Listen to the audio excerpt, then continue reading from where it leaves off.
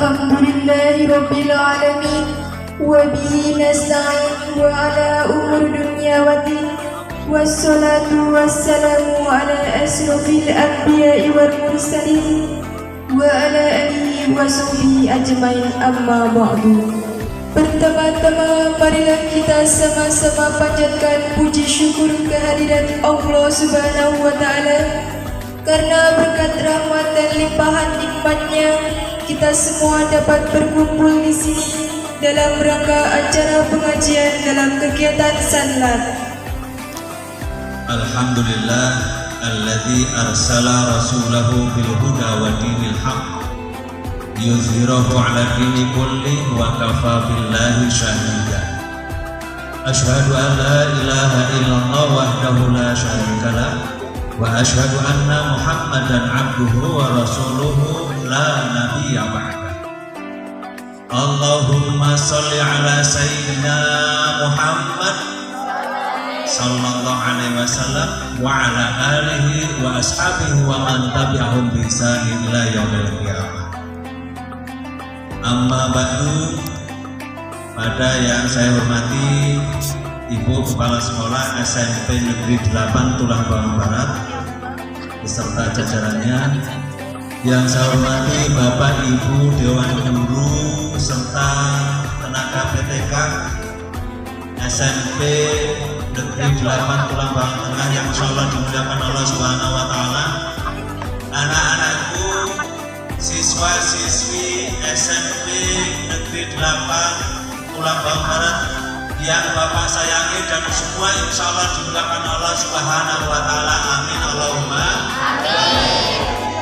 Alhamdulillah oleh Allah kita dipertemukan oleh Allah, ini semua qudratullah, takdir Allah Subhanahu wa Ta'ala. Dan alhamdulillah kita semua diberikan oleh Allah panjang umur, sehat. Karena nikmat sehat ini teramat luar biasa. Alhamdulillah berikutnya kita oleh Allah dipertemukan bulan yang mulia, yakni bulan Ramadan. Yang mana bulan ini amal ibadah yang dilakukan oleh manusia seorang muslim akan dilipat gandakan oleh Allah Subhanahu wa Ta'ala. Banyak sekali kalau kita hitung nikmat-nikmat Allah itu sangat banyak. Andai kata ranting-ranting kayu-kayu ini semua dijadikan pena, kemudian air lautan itu dijadikan tinta, tidak akan sanggup untuk menulis nikmat-nikmat Allah yang diberikan kepada kita. Makanya tadi ada qori yang menyampaikan, ada yang tanya, "Fa bi ayyi ala'i rabbika tukadziban?" Nikmat mana yang kau dustakan? Betapa banyak nikmat yang diberikan oleh Allah Subhanahu wa Ta'ala. Pagi hari ini semua adalah karunia dan nikmat dari Allah Subhanahu wa Ta'ala. Kita dipertemukan di tempat yang mulia ini dalam rangka untuk thalabul ilmi. Tanggal Rasulullah tadi ada berapa? 3. Berapa kali Rasulullah mengucapkan amin? 3 kali. Yang pertama, kenapa kau ini mengucapkan amin ya Rasul? Saya ini ketika naik tangga, saya dibisiki oleh malaikat Jibril.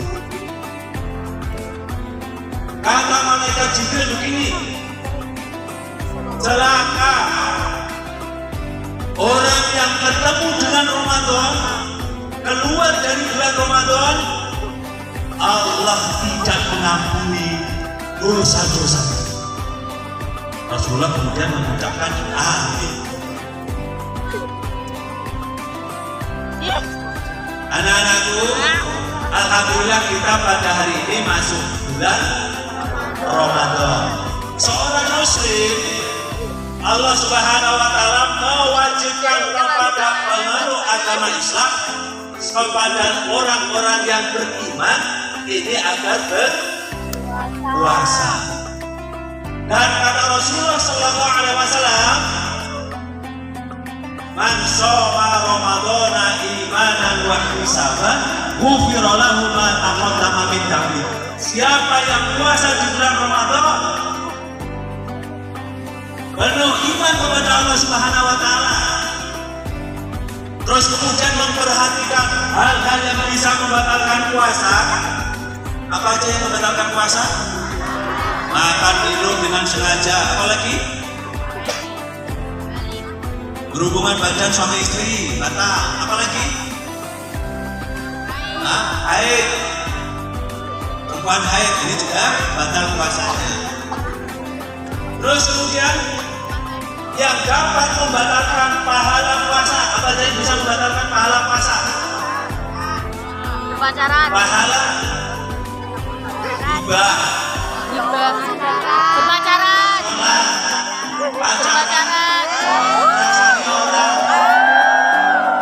ini semua bisa membatalkan pahala puasa. Maka kata Rasulullah SAW, man shoma Ramadhana imanan wa ihtisaban, ghufira lahu ma taqaddama min dzambi. Siapa yang puasa itu penuh iman, memperhatikan hal-hal yang bisa membatalkan puasa, memperhatikan hal-hal yang bisa membatalkan pahala puasa, Allah akan mengampuni dosa-dosanya. Makanya ketika Jibril berdoa, celaka. Tahu celaka? Apa celaka? Gak selamat, rugi. Orang yang puasa, tapi ketika bulan Ramadan Allah itu tidak mengampuni dosa-dosanya. Maka oleh karena itu anak-anak, Bapak berharap agar kalian belajar puasa yang sungguh-sungguh. Bisa dipahami ya? Jadikan puasanya itu jangan seperti ular. Tahu ular? Ular itu untuk mempertahankan hidupnya dia juga puasa. Puasa beberapa hari, kemudian sang ular ini ganti kulit. Tapi ketika dia ini setelah ganti kulit, walaupun dia ini sudah puasa, cara jalan ular itu tetap. Mana cara jalan ular? Besok, layang. Makanannya juga tetap apa yang dimakan? Tikus, kodok, hewan-hewan. Begitu dia selesai puasa, cara jalannya juga tetap, besok, rayap, makanannya juga tetap, mukanya juga tetap gak berubah sama sekali. Berbeda dengan salah satu makhluk Allah namanya ular. Tahu ular? Ular itu makannya luar biasa. Tiap hari kerjanya makan terus. Kalau andai kata ular itu doyan ini, habis ini dimakan sama ular. Doyan ini habis dimakan sama ular. Karena kerjaannya makan terus. Gak pagi, gak siang, gak malam. Bahkan seorang petani anak-anak, ketika tanamannya itu diserang sama ular, bingung. Pakai obat ini, pakai obat ini, pakai obat ini dalam rangka untuk menghasilkan serangan hama ular. Tapi anak-anak, binatang ular yang menjijikkan, ada orang yang takut sama ular. Ular yang bulunya gatel, binatang yang rakus, dia ketika memiliki maksud dan tujuan yang mulia, ular ini juga berpuasa. Puasanya total, matanya puasa gak melihat sesuatu, telinganya puasa gak mau dengerin yang jelek-jelek, mulutnya puasa gak mau ngomong, gak mau merasani, gak mau menggosip, gak mau marah-marah, bahkan tubuhnya dibungkus, sehingga ulat ini namanya berubah menjadi kepompong. Yang gaweannya hanya begini, ya kan, enggak yang aja tak. Nah, tiba pada saatnya sang ulat ini berubah bentuk menjadi makhluk yang cantik. Awalnya menjijikkan menjadi makhluk yang cantik. Awalnya menakutkan menjadi menggemaskan. Sehingga anak-anak banyak yang suka. Apa itu? Kupu-kupu. Kalau perhatikan, ketika menjadi ulat, makanannya rakus, daun-daunan terus. Tatkala dia ini berubah menjadi kupu-kupu, makannya udah banyak. Apakah makan daun? Apa yang dimakan kupu-kupu? bisa nektarnya, sari putihnya bunga, nastarnya bunga, sari putihnya bunga, ya kan? Cara jalannya juga lain. Ketika menjadi ular begini, tetapi ketika dia menjadi seekor kupu-kupu menjadi kesana kemari. Hikmahnya adalah anak puasa ini ada muaranya untuk menuju derajat takwa. Jangan sampai puasa kita ini seperti ular. Banyak kata Rasulullah SAW, orang yang berpuasa hanya mendapatkan lapar dan haus, tidak mendapatkan apa-apa, tidak mendapatkan pahala. Dosa-dosanya nggak diampuni oleh Allah. Makanya ketika Jibril, Rasulullah ketika naik tangga yang pertama menyampaikan celaka orang yang masuk bulan Ramadan, namun dosa-dosanya tidak diampuni oleh Allah Subhanahu wa Ta'ala. Ini yang pertama. Yang kedua, Rasulullah juga mengucapkan amin.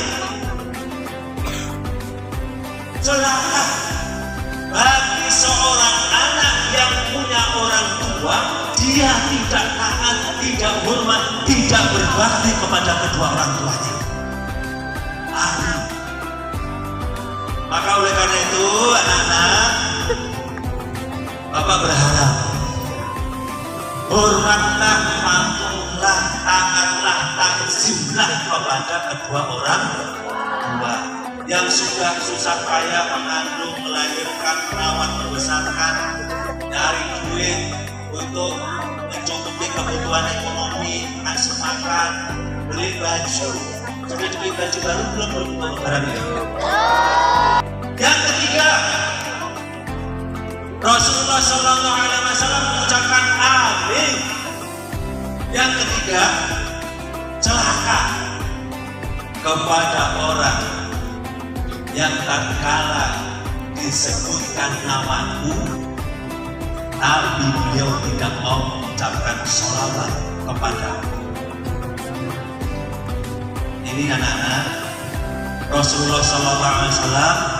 Maka di awal tadi saya sampaikan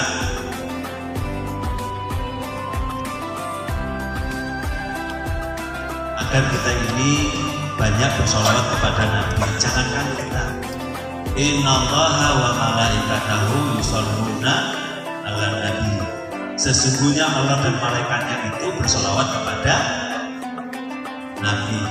Ya ayyuhalladzina amanu shollu 'alaihi wa sallimu taslima. Hai orang-orang yang beriman, bersolawatlah kamu kepada Nabi Muhammad sallallahu alaihi wasallam. Allahumma sholli ala Muhammad. Kata Rasulullah sallallahu alaihi wasallam, tempat yang diadakan majelis ilmu, tempat pembelajaran, tempat untuk mencerdaskan orang, itu adalah tempat yang diberkahi. Maka anak-anak, kata Rasulullah SAW, siapa yang keluar dari rumah menuju ke suatu tempat dalam rangka untuk talabul ilmi, maka akan dimudahkan jalannya menuju ke surga. Ingin masuk surga? Ada yang ingin masuk surga? Ada? Nah, ini yang nggak ada keinginan untuk masuk surga, ini mesti ditanyai empat mata ini, harus berhadapan langsung. Apa visi-misinya kenapa ingin masuk surga? Nah, tempat yang diadakan majelis ilmu, tempat untuk belajar, tempat untuk menuntut ilmu, tempat untuk sekolah, ini adalah tempat yang diberkahi. Maka kata Rasulullah SAW, siapa yang keluar dari rumahnya menuju ke majelis ilmu, maka akan dimudahkan jalan yang menuju ke surga. Selanjutnya anak-anak, karena ini adalah sebagai calon-calon generasi penerus bangsa dan agama, ada 3 hal yang mesti dilakukan. Satu, mempelajari tentang Islam, karena perintah Allah, ya ayyuhalladzina amanu udkhulu fis silmi kafah. masuklah kamu ini ke dalam agama Islam secara total, secara keseluruhan. Yang dimuliakan Allah Subhanahu wa Ta'ala, Allah itu menurunkan syariat ajaran Islam ini mesti dipelajari dan mesti diamalkan. Contoh, Allah mewajibkan kita untuk sholat. Sholat itu wajib nggak? Wajib. Sholat itu adalah tiangnya agama. Siapa yang melaksanakan sholat berarti dia itu telah berupaya untuk menegakkan tiangnya agama. Siapa yang meninggalkan sholat berarti dia telah merobohkan agama. Dan kata Rasulullah SAW, seorang muslim yang dengan sengaja berani meninggalkan sholat, wala dina lahu, tidak ada agama dalam dirinya. Wajib untuk melaksanakan sholat. Dan sholat ini adalah amal ibadah yang pertama kali akan dihisab oleh Allah Subhanahu wa Ta'ala. Kalau sholatnya baik, insya Allah yang baik-baik. Kemudian yang kedua, Allah mewajibkan kepada kita untuk puasa. Ini bulan Ramadan, puasa semua? Alhamdulillah. Ini bagi wajib bagi orang puasa. Yang pertama tadi sholat, wajib puasa. Kemudian banyak perintah-perintah yang lain wajib berbakti kepada kedua orang tua. Wajibkan. Selain daripada itu anak-anak, Allah ini juga memberikan larangan-larangan. Apa larangan-larangannya? Banyak. Gak boleh makan, minum sesuatu yang haram. Gak boleh kita ini melawan orang tua. Orang tua yang telah melahirkanmu, orang tua yang membesarkanmu, yang merawatmu, juga termasuk orang tua yang mendidikmu. Di sini ada bapak, ibu, dua guru. Ini adalah orang-orang yang berjasa untuk mendidik kalian. Ini larangan Allah. Lalu tiga yang bapak sampaikan. Apa aja tuh? Larangan Allah yang tidak boleh tadi makan dan minum sesuatu yang haram. Kemudian apa? Membantah orang tua. Membantah orang tua. Membuat kerusakan di muka bumi ini juga tidak boleh. Menumpahkan darah juga tidak diperbolehkan. Durhaka kepada orang tua ini juga tidak diperbolehkan. Menghormati guru, berbakti kepada orang tua, patuhi nasihat kepada gurunya. Ya anak ya. Yang terakhir, jaga diri kalian masing-masing. Jaga farjinya, kemaluannya, untuk tidak berbuat zina. Karena banyak anak-anak yang putus sekolah di tengah jalan gara-gara kasus zina. Jadi anak-anak yang dapat Bapak sampaikan yang paling terakhir, tidak jauh Ramadan, kata Rasulullah SAW, vaksin sedekah, perbanyaklah untuk sedekah. Ada yang 11, kita harus punya target minimal baca Qur'annya ini hatam 1 bulan. Harus punya target. Rabbana atina fid dunya hasanah wa fil akhirati hasanah wa qina adzabannar.